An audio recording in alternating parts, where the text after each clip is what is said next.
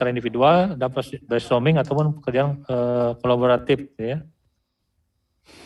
Ya, kemudian digambarkan digambarkan ya dengan sketsa ya, dengan tulisan, dengan tadi apa berpikir grafis ya dan sebagainya.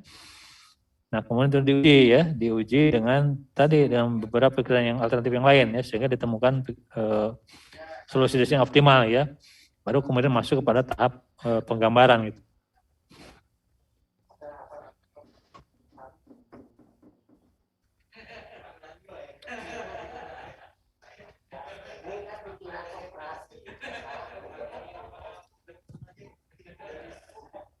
Ya, ini jadi yang tadi itu mengulang tadi ya. Jadi pertama adalah yang disebut dengan rekognisi itu adalah ini ya.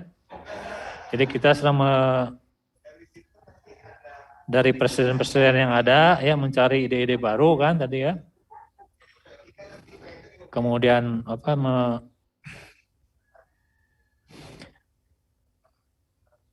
mengumpulkan ya, mendefinisikan gagasan-gagasan baru berdasarkan studi-studi literatur, studi presiden dan sebagainya ya.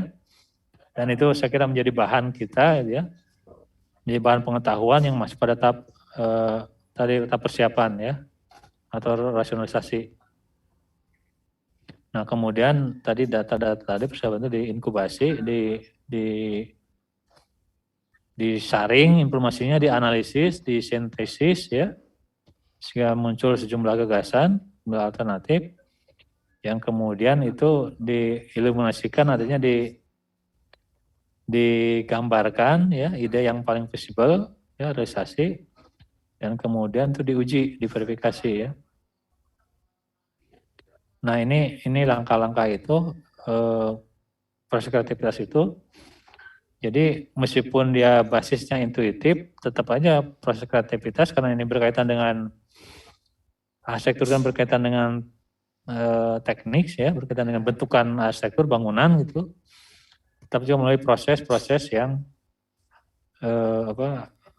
yang meskipun ini tidak linear ya, apalagi ini proses meskipun ini seolah bergaris lurus gitu ya, pada prakteknya ini tidak harus seperti ini gitu ya. Bisa zigzag tadi kan, bisa non linear ya, bisa bercabang itu.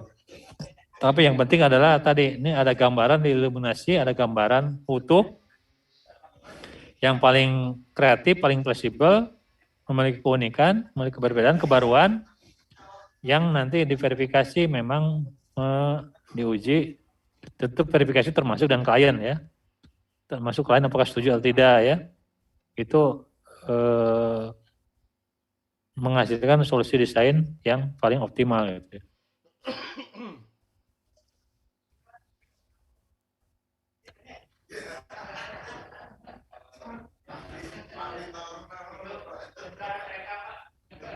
Nah ini Pak, ini salah satu cara ya.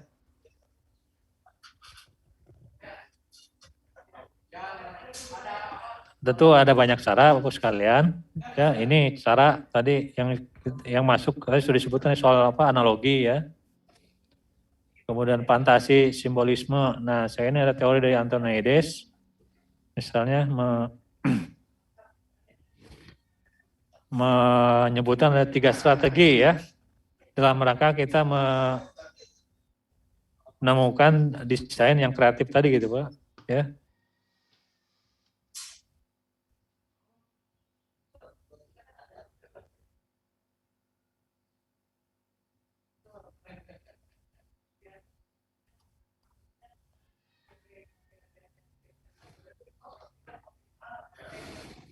Ini Pak, jadi ini salah satu cara ya. Jadi kata Antoniades, yang nanti kita jelaskan lebih teknis Pak ya, mungkin minggu depan Pak.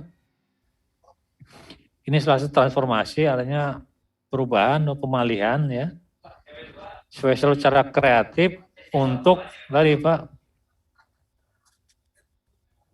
untuk mencapai bentukan arsitektur yang optimal dalam rangka merespon ya, merespon kondisi-kondisi eksternal maupun internal itu Pak ya. Ya, jadi ini salah satu cara yang tadi Pak, metode kreatif itu Pak ya. Yang pertama ada 3 situasional, ini yang pertama ini strategi tradisional, ini yang tentu yang disebutkan di awal Pak ya. Ini yang tidak akan jelaskan ya. Karena ini sudah Bapak Ibu lakukan ya dari S1 sampai sekarang saya kira. Ini yang sebenarnya metode rasional, metode pragmatis yang tadi sudah dijelaskan. Nah yang kedua dan ketiga ini yang sekali lagi 2, 3 ini tidak itu menurut Antonides ya, tetapi juga nanti ada banyak pendekatan lain ya. Nah ini sudah strategi kreatif Pak. Jadi pertama ada strategi adopsi ya. Ini mimesis, ini juga mimesis dalam arti yang ini ATM tadi Pak. Strategi kreatif yang paling dangkal ya, mimesis itu. Karena dia meniru ya, mengamati, meniru, memodifikasi itu mimesis. Ini tidak disarankan ya. Karena ini yang sekali lagi ini yang paling dangkal ya. Strategi kreatif tapi dia ya hanya memodifikasi yang sudah ada gitu ya. Nah, yang kedua strategi adalah metafora. Jadi metafora adalah pendekatan metafor, pendekatan desain dengan kita mengambil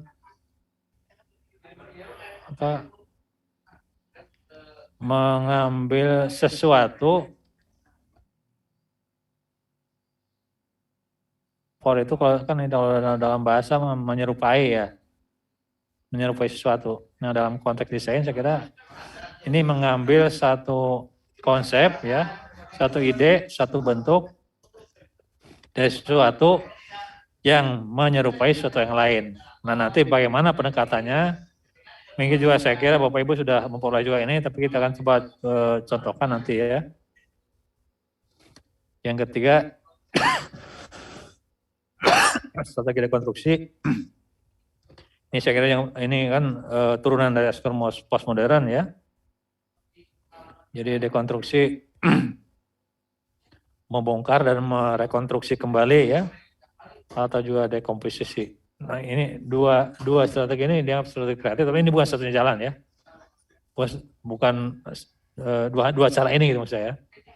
Metode kreatif bukan hanya 2 cara ini. Ini teori dari Antonides ya. Nanti kita juga teori yang lain ya.